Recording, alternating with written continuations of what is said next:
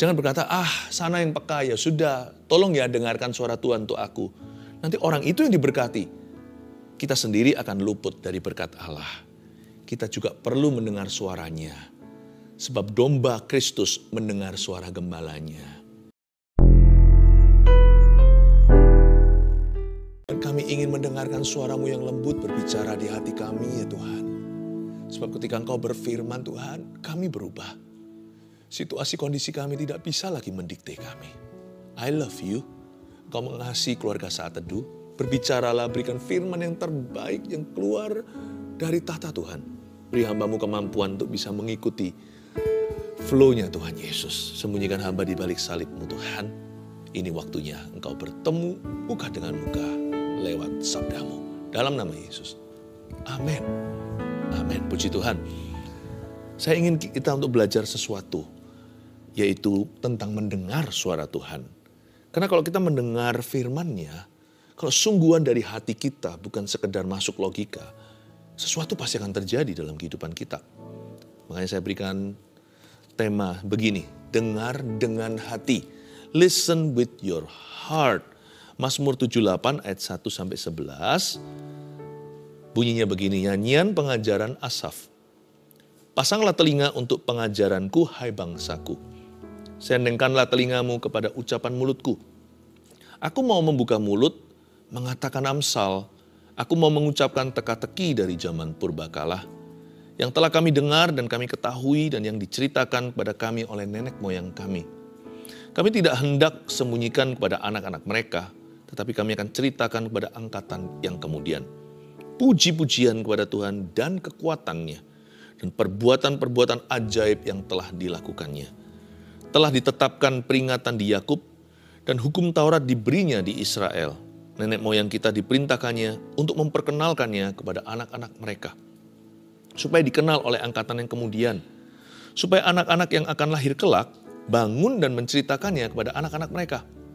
Supaya mereka menaruh kepercayaan kepada Allah, dan tidak melupakan perbuatan-perbuatan Allah, tetapi memegang perintah-perintahnya. Dan jangan seperti nenek moyang mereka, angkatan pendurhaka dan pemberontak, angkatan yang tidak tetap hatinya, dan tidak setia jiwanya kepada Allah. Bani Efraim, pemanah-pemanah yang bersenjata lengkap, berbalik pada hari pertempuran. Mereka tidak berpegang pada perjanjian Allah dan enggan hidup menurut Tauratnya. Mereka melupakan pekerjaan-pekerjaannya dan perbuatan-perbuatannya yang ajaib yang telah diperlihatkannya kepada mereka. Nggak usah dibuka, tapi di Roma 10:17 bunyinya iman timbul dari pendengaran. Pendengaran oleh firman Kristus. Di Saat Teduh bersama hari ini saya akan ajarkan praktisnya gimana sih mendengarkan Tuhan secara seksama sehingga kita tidak ketinggalan apa-apa. Jangan sampai kita kelewatan firman. Kalau berita masih bisa diulang, apalagi zaman sosial media, zaman media. Apa yang sudah diupload, diunggah, kita nikmati nanti, nggak usah live-nya. Tapi kalau Tuhan sedang berbicara sekarang, detik ini kepadamu, itu nggak akan terulang. Ada kuasa dalam firman yang demikian, rema namanya. Itu di kairos Yesus atau di waktu ilahinya. Firman yang seperti itu penuh dengan kuasanya. Namun kalau kita merasa kurang peka juga jangan tawar hati. Samuel, seorang nabi yang besar, mulai dengan mentah. Waktu dia umur 6 baru saja wisuda, masa-masa balita, masih bocah. Tapi dia mendengar suara Allah, dikira suara Eli pengasuhnya. Dikira Bapak Eli imam itu yang jadi papa asuhnya. Dia berkata, Bapak, apa yang bisa saya bantu? 3 kali Tuhan ulangi, berarti Tuhan itu sabar sekali. Jangan takutlah, asal tidak ada kesengajaan di dalam hati kita. Kalau kita kelewatan, Tuhan pasti menunggu. Tapi jangan memberontak kepada suaranya. Jangan kita mencobai dia, jangan mentang-mentang, dan juga jangan remehkan Tuhan. Mencobai Tuhan itu bukan hanya menantang, tapi juga meremehkan. Gampang lah, besok kan Tuhan pasti bicara lagi. Nggak tentu, kalau itu sikap hatimu. Makanya itu di sini, kita perlu untuk dengar dengan hati. Karena banyak mujizat tidak jadi terjadi, karena firman-Nya tercuri. Di tengah-tengah jalan, apalagi kalau firman itu ditaburkan di jalan trotoar di dalam hati, atau hatinya keras, tidak mau gembur di hadapan Allah. Dengar suara Tuhan itu asal-asalan, gak mau sungguh-sungguh sekap dirinya di dalam kamar. Ya, dengar suara Tuhan itu bisa disambi. Disambi dengan melakukan hal-hal lain. Tuhan gak suka dimadu. Tuhan tuh maha cemburu. Kalau sampai kita tuh dengar suara Tuhan itu sambil mata kita itu ke kiri kanan. Jangankan Tuhan. Pejabat aja bisa tersinggung atau orang yang lebih senior dari kita. Misalkan kita bicara, dia menginginkan perhatian kita penuh, lalu kita sambil telepon sama orang, atau mungkin kita sambil liatin hal-hal lain, nggak bisa konsentrasi. Wah, jangankan Tuhan, manusia aja nggak mau digitukan. Apalagi kalau manusia punya kedudukan. Tuhan itu tidak untuk digampangkan. Dan suaranya itu berkuasa. Mujizat seringkali tidak terjadi dalam kehidupan seseorang karena dia kurang memperhatikan apa yang Tuhan sedang katakan. Dan toh kalau dia memperhatikan asal-asalan, firman itu jatuh di tanah yang asal-asalan pula. Belum sampai terjadi dibuahi, firman itu sudah tercuri oleh iblis. Bukan karena Tuhan tidak berjanji, apalagi menggenapi. Tapi karena kita tidak jaga firman Tuhan seperti menjaga biji mata. Pelajaran dari sejarah bunyinya begini, ayat 1 saya ulangi. Nyanyian pengajaran Asaf. Asaf adalah seorang prophet. Dia seorang nabi yang musikal. Asaf ini penggubah atau penulis lagu.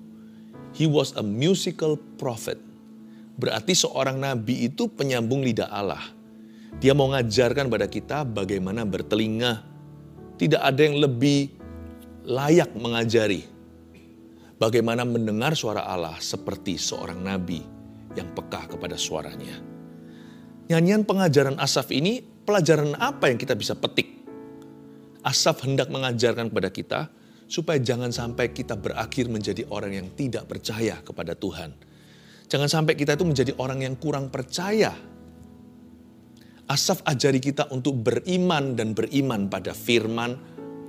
Dan firman itu berarti mendengar suaranya. Pasanglah telinga untuk pengajaranku, hai bangsaku, ayat yang pertama. Sendengkanlah telingamu kepada ucapan mulutku. Telinga kok dipasang? Telinganya sudah ada di sini, di sisi kepala.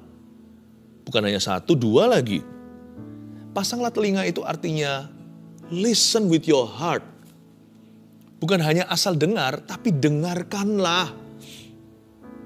Kita bisa loh, tidak perlu fokus pada sesuatu tapi juga masuk ke telinga. Misalnya mungkin ada musik background ketika kita jalan-jalan di mall. Kita tahu musik itu tapi kita tidak menghayatinya.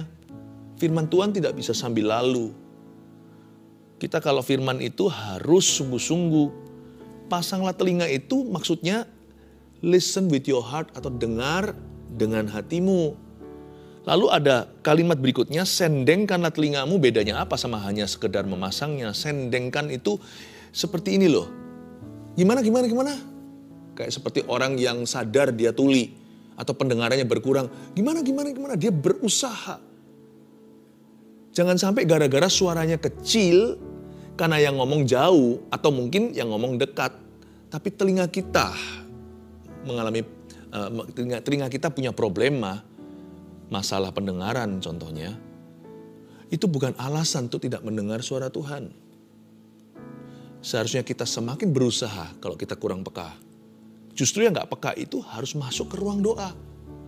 Supaya bisa konsentrasi penuh, tidak ada distraction atau gangguan. Jangan berkata, sana yang peka, ya sudah, tolong ya dengarkan suara Tuhan untuk aku. Nanti orang itu yang diberkati. Kita sendiri akan luput dari berkat Allah. Kita juga perlu mendengar suaranya. Sebab domba Kristus mendengar suara gembalanya. Kita semua bisa kok dengar suara Tuhan. Meskipun tidak sesuai dengan ekspektasi kita. Karena yang disebut dengar suara Allah itu gak tentu harus audible. Gak tentu harus crispy clear. Tapi kadang-kadang Tuhan bicara dengan suara hati, sepoi-sepoi bahasa. Tapi kalau kita sendengkan telinga, pasti ada tuntunan Allah. Sendengan telinga itu bukan hanya dengar dengan hati, tapi dengarkan lagi dan lagi. Itu maksudnya. Sendengkan itu artinya listen again and again with your heart. Bukan hanya dengar dengan hati saja. Dengar dengan hati dan dengarkan terus dan dengarkan lagi, again and again. Cara beriman itu gampang. Yaitu kalau kita terus dengarkan Tuhan, kalau kita pasang telinga dan sendengkan telinga kita ke arah yang benar, yaitu pada Kristus. Bukan pada dunia dan bukan pada pendapat atau opini manusia atau pada perasaan Anda. Sendengkan telinga, listen again and again. Sedangkan orang minum obat aja ya, obat keras, antibiotik contohnya. Ada juga yang 2 kali sehari, 5 hari harus habis, nggak boleh puntung di tengah. Nanti kalau putus di tengah, nanti badan kita nggak sembuh, malah jadi antipati dengan obat itu. Ada pula yang berat sekali, 1 hari cuma sekali, tapi minimal 3 hari itu harus dihabiskan resepnya. 3 atau 5. Kenapa kalau kita dengar firman langsung maunya serba instan? Harus konstan dong. Harus konsisten minum firman itu atau makan. Hari ini dengar, kita beriman, lalu sejam kemudian kita ragu dan bimbang. Ya, setelah itu cari lagi firman, harus dilawan. Jangan kita punya sikap hati seperti orang yang mau magic gitu. Kenapa aku barusan sudah dapat firman gini, kenapa belum terjadi? Kalau belum terjadi, dengarkan lagi. Kalau kita belum mengerti, renungkan lagi. Kalau kita imannya goyang, kuatkan lagi. Pasang fondasi, dengarkan ulang. Mandi aja berapa kali sehari. Kalau kotor lagi, mandi firman lagi. Bukankah kita tiap hari mandi, nggak bisa kita berkata kemarin sudah. Apalagi kalau minggu lalu aku sudah mandi. Ya mandi lagi hari ini, bisa dimarah papa mama. Kemarin, hari ini, besok, mandi terus supaya bersih. Mandi firman. Kalau kita ragu lagi, kalau kita bimbang, kalau kita panic attack lagi, kalau kita khawatir berlebihan, dan kalau kita negative thinking, cepat kembali ke firman. Ayat 2, aku mau membuka mulut mengatakan Amsal, bukan hanya dengar. Makanya ada yang namanya THT, telinga, hidung, tenggorokan. Telinga dan tenggorokan kita itu terhubung secara fisik. Kalau secara jasmani aja begitu, apalagi secara rohani.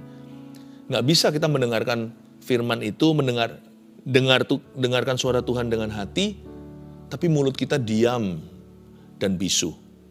No, kita harus membuka mulut kita mengatakan Amsal.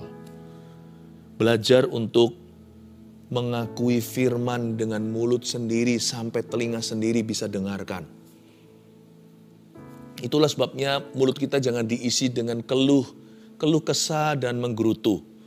Karena itu semua hanya mendatangkan kematian. Apa yang kau tabur kau tuai, bukan? Kalau kita menabur sesuatu yang sifatnya negatif, yang kita tuai masa positif. Kalau yang kita taburkan hanyalah keluhan, mana bisa masuk ke tanah perjanjian seperti bangsa Israel 40 tahun malah mati semua di padang pasir. Makanya di ayat 2 di sini ini telinga, hidung dan tenggorokan terhubung semua secara kerohanian. Aku mau membuka mulut mengatakan Amsal. Confess the word of God.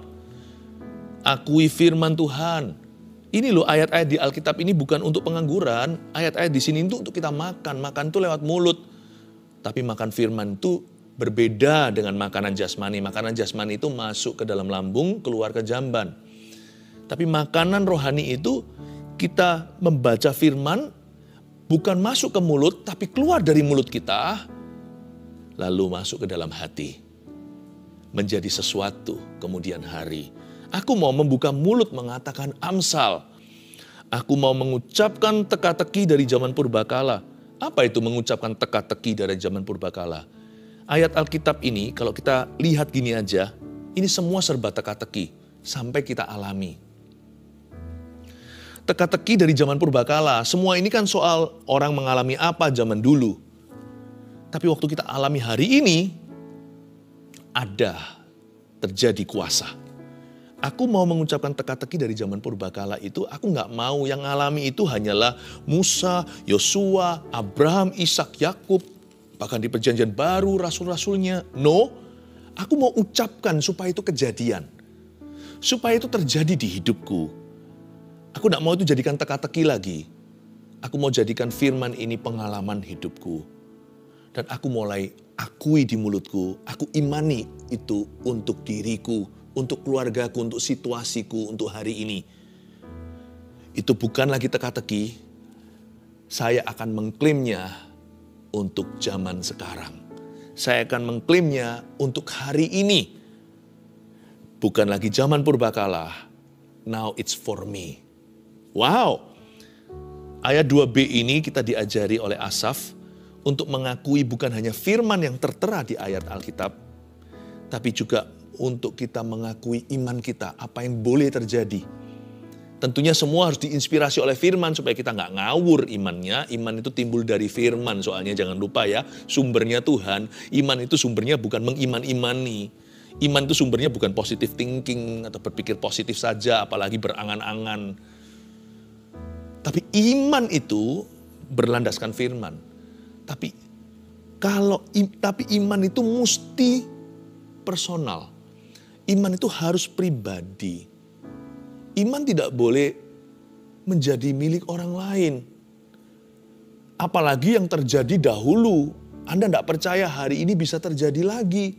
Itu bukan iman, itu teori. Teori aja bisa terulang. Tapi kalau hanya story atau cerita, itu sudah jadi sejarah. Tidak ada kuasa. Tapi ketika Anda akui, diinspirasi firman ini memang iya, tapi Anda akui misalkan seseorang sakit berat, dan bahkan mungkin secara medis sudah tidak ada harapan. Tapi waktu Anda baca semua cerita kesembuhan, dari kitab Kejadian udah ada tuh Abraham berdoa seorang raja disembuhkan. Sampai kitab Wahyu ada firman daun-daunnya itu menyembuhkan bangsa-bangsa. Kalau Anda baca semua tentang kesembuhan di dalam Alkitab, dari kitab Kejadian sampai Wahyu, dan Anda berkata, dan healing is also for me, kesembuhan juga untuk aku. Ayat-ayat sudah Anda renungkan, sekarang giliran Anda jadikan itu hak milikmu secara pribadi.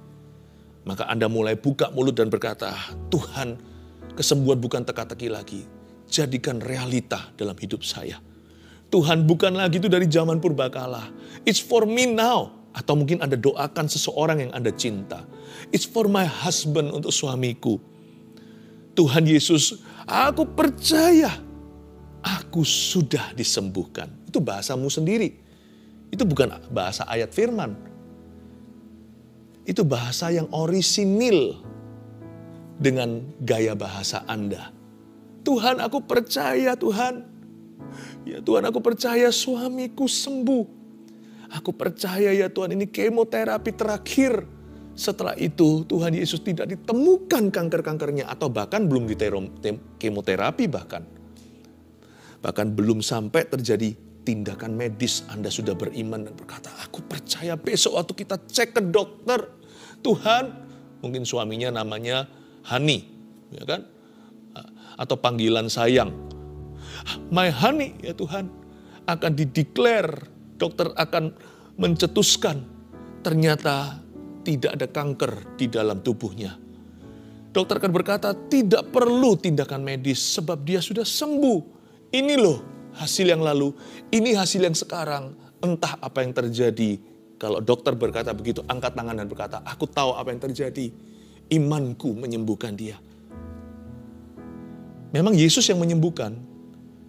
Tapi berkali-kali di kitab Injil, ketika seseorang disembuhkan karena beriman pada Tuhan, Tuhan lemparkan mahkotanya ke orang itu untuk menguatkan imannya. Tuhan berkata, hai wanita, imanmu telah menyembuhkanmu. Kita semua tahu yang sembuhkan Yesus, bukan iman orang itu. Tapi Yesus mau dia terlibat. Yesus mau dia merasa memiliki terhadap kesembuhan yang telah terjadi. Your faith, lady, imanmu, hai perempuan, telah menyembuhkanmu. Berhentilah pendarahan itu. Jangan jadikan apapun yang terjadi dulu, semua janji itu zaman purbakala. Atau purbakalanya mungkin gak setua Alkitab. Mungkin purbakala itu terjadi di hidup orang lain kemarin. No, katakan this is for me. Tapi supaya Anda gak lupa beriman, Mulut itu harus terus mengucapkan, rajin-rajin setiap bangun tidur berkata, I am healed. Aku sudah sembuh. Setiap bangun tidur berkata, aku tahu aku akan keluar dari hutang yang jahanam ini. God shall bless my work. Tuhan akan berkati toko sandalku. Begitu. Nggak ada ayatnya toko sandal. Nggak ada. Ayatnya ya Anda yang alami itu. Bukan zaman purbakala. Dan jangan jadi teka-teki. Itu firman milik pribadimu. Milik pribadi Anda. Wow, ini powerful. Bukan hanya confession of the word of God, but confess your faith. Bukan hanya pengakuan firman, tapi akui imanmu. Apa yang boleh terjadi, apa yang bisa terjadi, apa yang mungkin terjadi, atau apa yang pasti terjadi jikalau Anda percaya. Ayat 3, yang telah kami dengar dan kami ketahui, dan yang diceritakan kepada kami oleh nenek moyang kami tidak hendak sembunyikan kepada anak-anak mereka, tetapi kami akan ceritakan kepada angkatan yang kemudian. Berhenti di sana dulu, ayat 3 saya ulang, yang telah kami dengar dan kami ketahui, dan yang diceritakan kepada kami oleh nenek moyang kami. Listen to others' testimonies. Jangan dengar gosip, apalagi fitnah.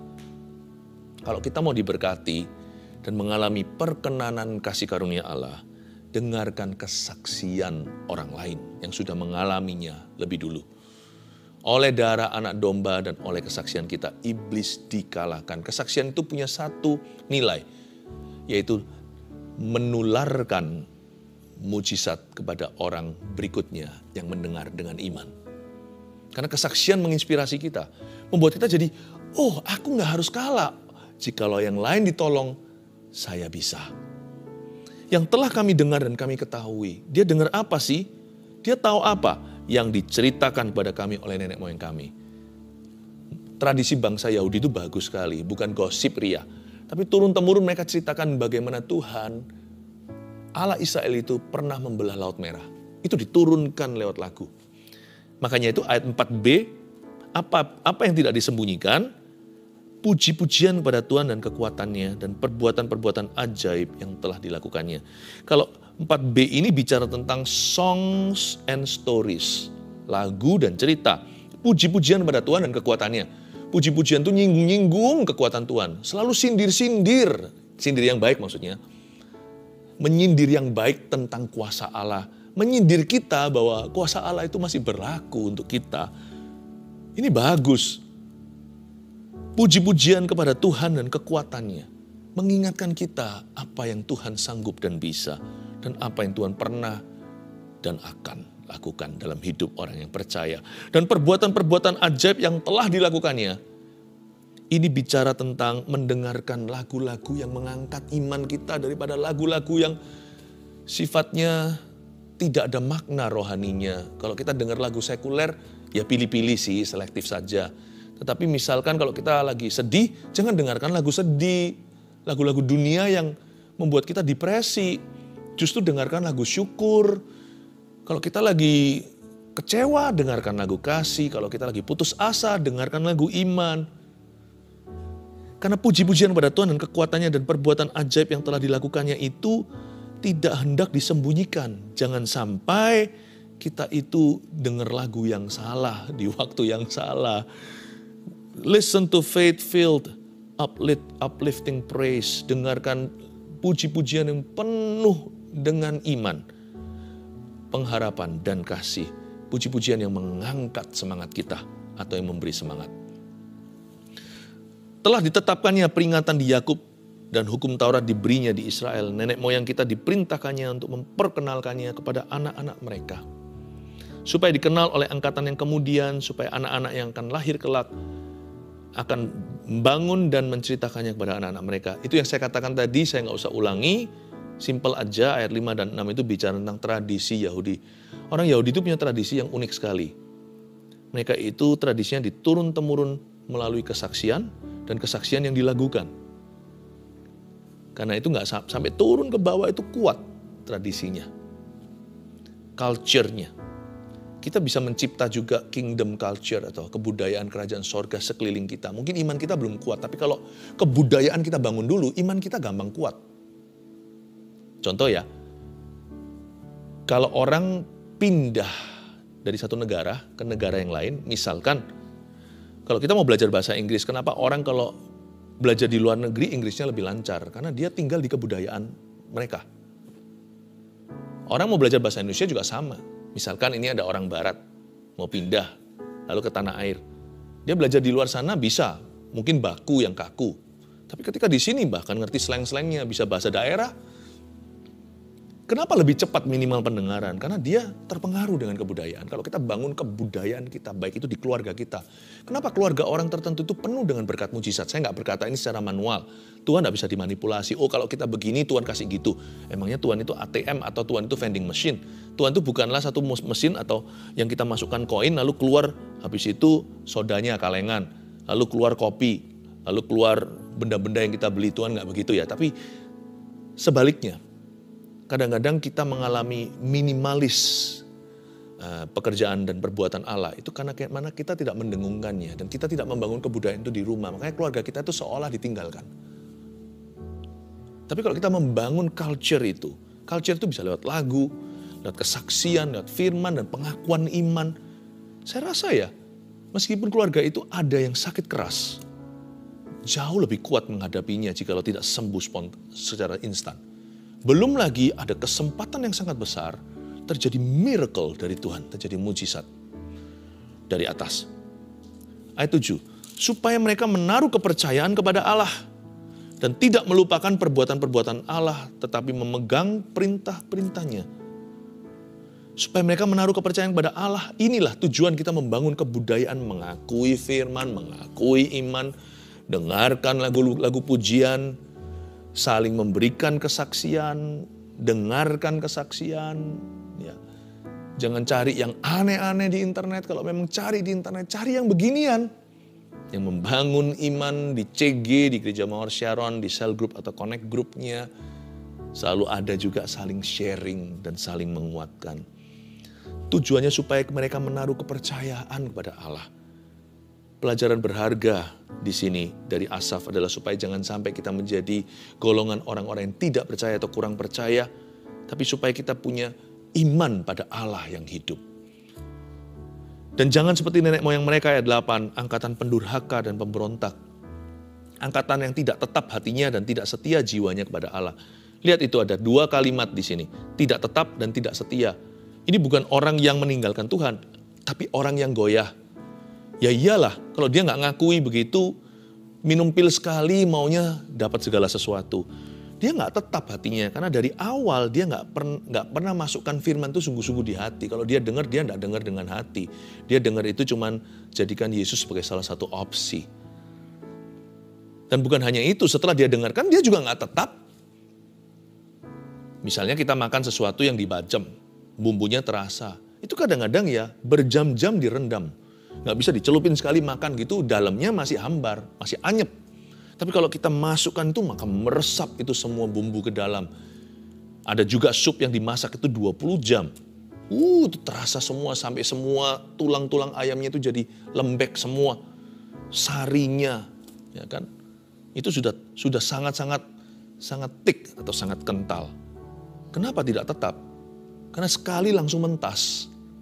Nggak pernah bisa beneran berenang. Dia nggak berlama-lama berendam.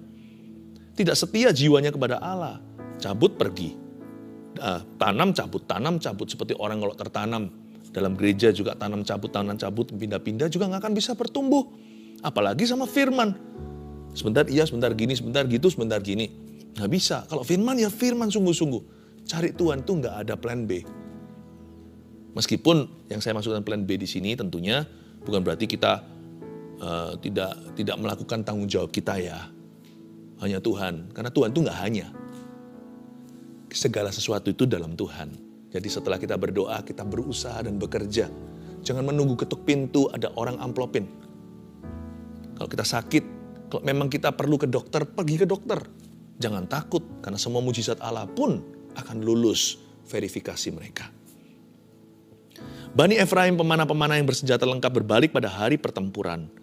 Mereka tidak berperang pada perjanjian Allah dan enggan hidup menurut Tauratnya. Itu loh, orang kalau lemah imannya, tidak setia, tidak tetap, mereka akan berbalik dari pertempuran.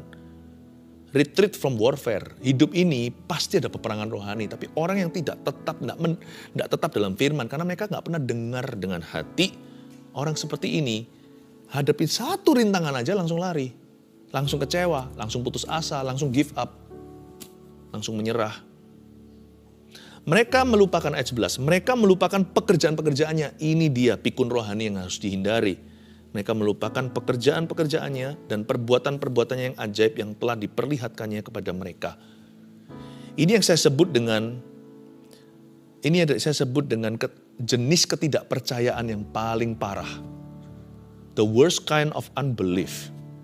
Ya. Tipe-tipe ketidakpercayaan yang paling buruk itu apa? Melupakan pekerjaan dan perbuatannya, melupakan janji Tuhan. So that you will not forget, akui terus, supaya kita nggak lupa terus pengakuan iman, pengakuan firman, sampai telinga kita itu loh, terus diingatkan, supaya hati kita terus diisi dengan testimoni, dengan kesaksian, diisi dengan pujian, apalagi Tuhan bertahta di atasnya. Masukkan dalam hati, bacem dirimu dalam janji. 3 poin dengar dengan hati. Nomor 1, dengarkan pengakuan firman dan iman dari mulut sendiri. 2, dengarkan kesaksian dan pujian yang membangkitkan iman. 3, dengarkan berkali-kali, semua yang di atas tadi, dengarkan berkali-kali agar tidak lupa untuk beriman. Karena orang yang lupa tiada obatnya. Ayo dengar dengan hati, apa yang Anda imani hari ini? Saya minta Anda untuk mendengungkannya.